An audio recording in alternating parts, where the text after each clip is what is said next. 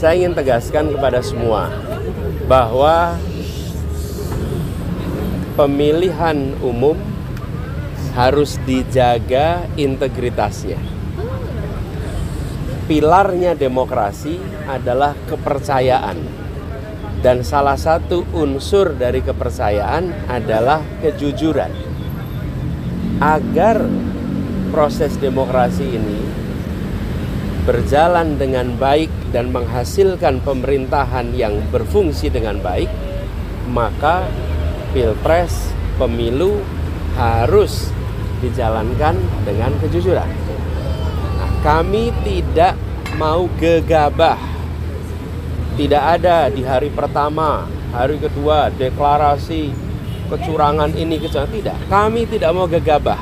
Karena kami ingin menghormati rakyat Indonesia. Dengan rakyat Indonesia mendapatkan informasi yang akurat, yang matang, yang sudah terverifikasi.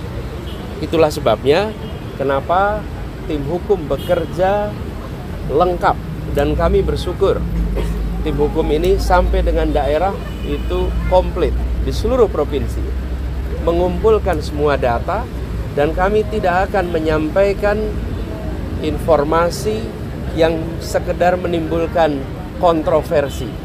Tapi kami ingin sampaikan kepada semua, dari temuan sementara kami menemukan problem yang terbesar bukan di TPS, tapi problem terbesar yang ditemukan adalah kegiatan-kegiatan pra-TPS. Kegiatan-kegiatan yang membuat aktivitas di TPS itu dipengaruhi dan tidak mencerminkan aspirasi rakyat yang semula ada. Ini temuan yang paling mendasar, pra-TPS. Nah, pra-TPS ini banyak aktivitasnya, nanti detail akan ada. Ini yang sangat mengkhawatirkan. Jadi kualitas dari hasil pemilu yang sesungguhnya harus mencerminkan aspirasi rakyat, di dalam temuan kami sebagian bukan aspirasi rakyat, sebagian adalah aspirasi yang dipaksakan kepada rakyat. Dan proses itu tidak terjadi kebanyakan di TPS atau sesudah TPS, tapi terjadinya sebelum sampai ke TPS. Sebagai sebuah praktek ketidakjujuran, ini adalah peningkatan kualitasnya dibandingkan yang dulu-dulu. Dan ini yang bisa mengganggu demokrasi kita.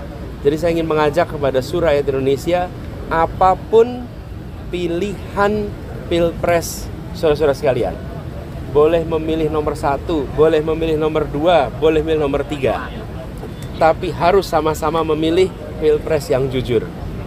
Apapun pilihannya, mau pilih 1, 2, 3, harus sama-sama kita pilih yang jujur. Dan keberhasilan karena kejujuran akan menghasilkan kekuatan moral yang kuat.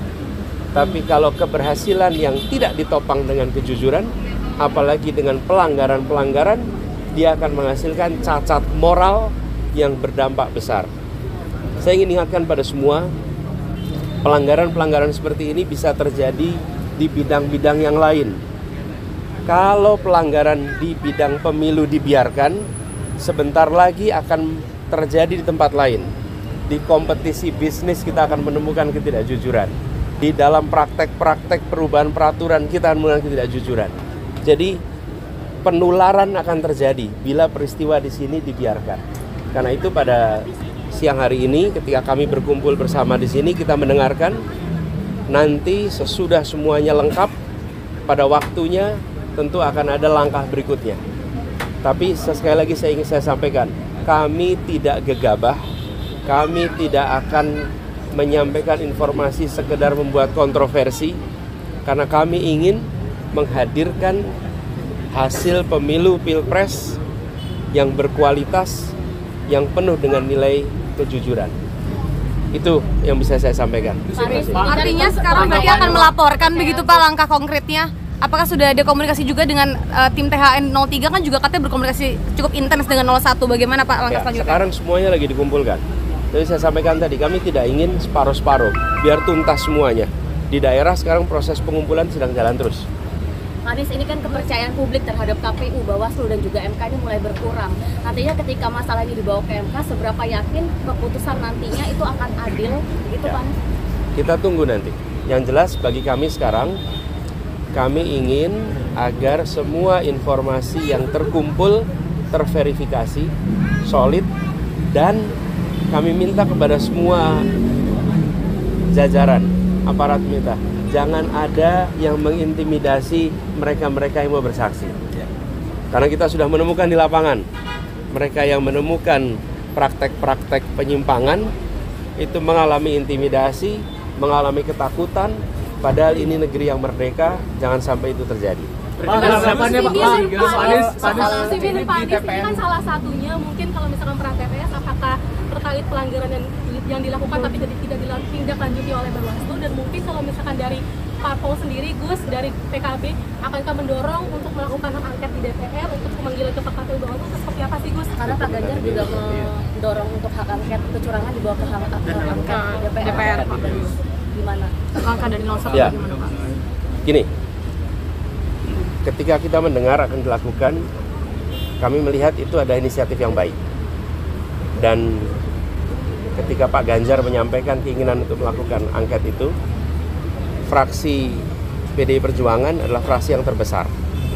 Kami yakin bahwa koalisi perubahan, Partai Nasdem, Partai PKB, Partai PKS akan siap untuk bersama-sama. Jadi saya memandang dengan adanya inisiatif angket, proses di DPR bisa berjalan. Kami siap dengan data-datanya, dan di bawah kepemimpinan fraksi terbesar, maka proses DPR bisa berjalan. Saya yakin Partai Koalisi Perubahan siap untuk menjadi bagian dari itu. Artinya komunikasi tersebut sudah ada, Pak. Ketemu Pak Ganjar dan 03 nggak, Pak Anies? Nanti kita kabarin. Sudah ada komunikasi tersebut begitu, Pak. Sebelumnya kan fraksi di PKB dikerahkan di Udah dijawab sama Pak Anies, tiga partai solid. PKB juga siap berarti yang membawa ini ke... 3 partai solid, bukan hanya Pak PKB. Anies, tanggapannya Pak Surya Paloh bertemu Pak Jokowi. Begini, saya ingin sampaikan bahwa kita semua ini solid, tidak ada yang berubah. Ya, Anies Muhaimin jalan terus bersama. Kita ini bekerja intensif tiap hari terus. Memang tidak selamanya muncul di media, karena memang bukan hari kampanye. Kalau hari kampanye memang kita ada kegiatan-kegiatan kampanye terbuka. Tapi pertemuan-pertemuan jalan terus. Lalu partai koalisi solid sesolid-solidnya. Jadi jangan khawatir, kita jalan terus bersama. Berarti Maka itu belum dikomunikasikan kepada koalisi. gini, kalau pertemuan-pertemuan itu terjadi biasa aja. Menurut saya gini, kalau pertemuan itu kedengaran media 2-3 hari sesudahnya, nah itu baru serius tuh.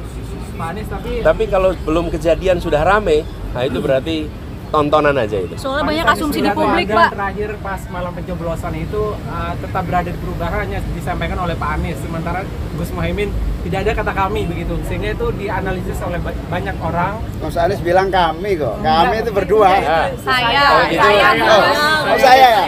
Ya sudah, kami ada di jalan perubahan. ya. Good. Bilangin saya, terus saya juga, terus kami. Ya. Oke, saya terus di jalan perubahan. Saya terus di jalan perubahan. Kami terus di jalan perubahan. Pak Anies, tanggal 15 kemarin bertemu dengan Pak Surya Paloh bersama juga dengan Gus Imin di The Plaza, itu membahas apa, Pak? Apakah ada pembahasan terkait dengan koalisi ini dan langkah ke depan? Memang koalisi perubahan itu solid dan ketemu terus menerus. Jadi Pak dengan Ketua Partai PKB Gus Imin, Ketua Partai Nasdem Pak Surya Paloh, Presiden PKS Pak Saihu, kita ketemu dan membahas langkah-langkah, dan kita solid. Karena itu saya bisa sampaikan, ketika inisiatif hak angket itu dilakukan, maka 3 partai ini siap ikut, dan PDI Perjuangan sebagai fraksi terbesar menginisiasi ini. Saya yakin 3-3-nya akan dukung secara sama-sama.